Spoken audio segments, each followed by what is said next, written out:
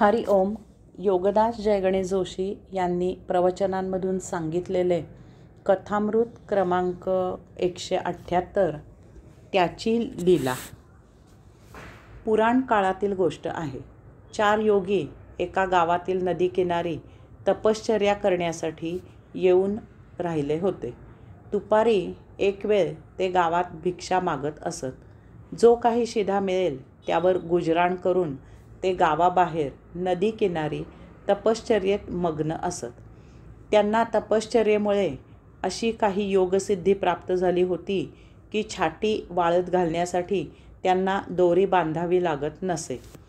ते आपली छाटी दोरीचा किंवा तत्सम कसलाही आधार न घेता हवेतच वाळत घालत असत.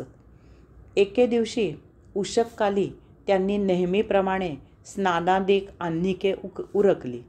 आपापली छाटी हवेत वाळत घातली. नंतर ते नदीकिनारी ध्यानाला बसण्यासाठी आसन घालू लागले.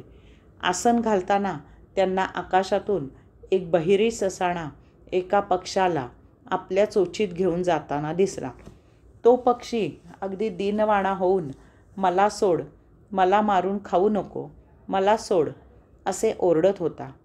त्या पक्षाचा तो केविलवाणा चेहरा आणि व्याकुळ होऊन आर्त स्वरात जीव वाचवण्यासाठी केलेली विनवणी त्यांनी ऐकली. सकाळचे प्रहरी असे काही पाहायला आणि ऐकायला मिळाल्यामुळे ते योगी त्या बहिरी ससाण्याकडे आणि त्या पक्षाकडे पाहू लागले.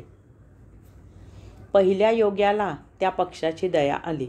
त्याने त्या बहिरी ससाण्याला उद्देशून म्हटले, "अरे ससाण्या, त्या पक्षावर दया कर, त्याला सोड."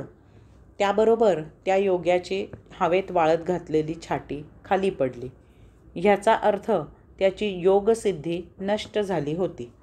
दुसऱ्या साधूने निसर्ग नियमाचा आधार घेतला आणि त्या बहिरी ससाण्याला म्हटले, "ससाण्या, भूक लागली असताना आपले भक्ष्य मारून खाणे हा तुला प्राप्त निसर्ग धर्मच आहे. तेव्हा पक्षाला सोडून देण्याची काहीही आवश्यकता नाही. तू खुशाल त्याला ठार मारून खा."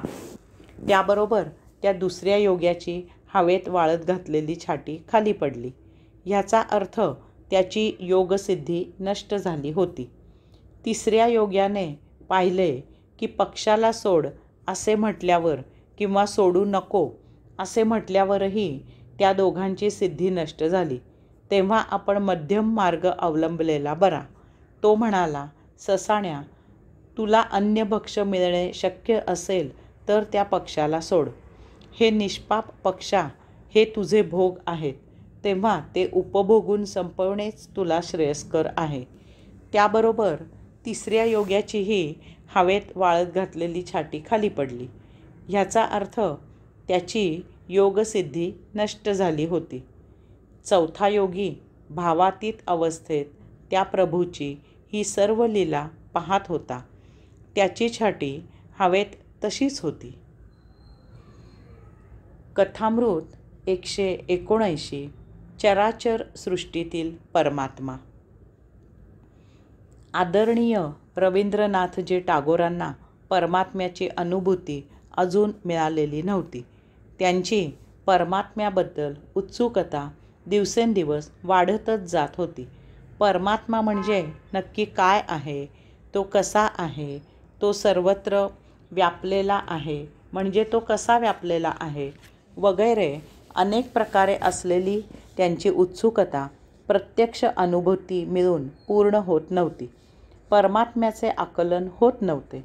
तसेच जोपर्यंत परमात्म्याबद्दल नक्की जाणीव होत नव्हती, स्वानुभूती मिळत नव्हती, तोपर्यंत परमात्म्याबद्दल ठाम मत तयार होत नव्हते. असेच एका वर्षी पावसाळा सुरू होण्याच्या आधीचे दिवस होते. सकाळची वेळ होती. उषःकाल पसरत होता. पावसाळा सुरू व्हायचे दिवस असूनही अजूनही पाऊस सुरू झाला नव्हता. त्यामुळे हवेत एकंदरीतच उष्मा वाढला होता. भल्या सकाळची वेळ असूनही मनस्वी अगदी भरपूर उकडत होते. आदरणीय रवींद्रनाथजी सकाळी फिरायला बाहेर पडले होते. ते काही अंतर चालून गेले आणि अचानक आकाश ढगांनी भरून आले. काळोख झाला. विजा चमकू लागल्या. ढगांचा महाप्रचंड गडगडाट झाला आणि सोसाट्याचा वारा सुटला आणि जोरात पर्जन्यवृष्टी सुरू झाली. रवींद्रनाथजी चटकन रस्त्यावरच्या वळचणीला जाऊन उभे राहिले. कविमनाचा महामानव तो त्या वर्षीचा पहिला पाऊस आपल्या कविमनाने अंतःकरणात साठवू लागला. त्या हंगामाचा पहिला पाऊस धो धो पडला. रस्त्यावर जिकडे तिकडे पाणीच पाणी साचले. रस्ताभर असंख्य छोटी छोटी डबकी तळी तयार झाली. थोड्या वेळाने पाऊस थांबला. तोपर्यंत आकाशात सूर्य केव्हाच उगवला होता. पाऊस थांबल्यावर ढग पळाले होते आणि सूर्याने आकाशाचा ताबा घेतला. त्याची ती कोवळी कोवळी सूर्यकिरणे भूमीवर सर्वत्र हळूच पसरली. हवेत एक सुखद गारवा आला होता. त्या धो धो पडलेल्या वर्षारंभाने वातावरणात एक जादू पसरवून दिली होती. रवींद्रनाथजी रस्त्यावर आले आणि घरची वाट चालू लागले. त्यांनी पाहिले की रस्त्यावर साचलेल्या त्या पाण्याच्या प्रत्येक डबक्यात, प्रत्येक तळ्यात त्या एकाच एक सूर्यनारायणाचे प्रतिबिंब दिसत होते.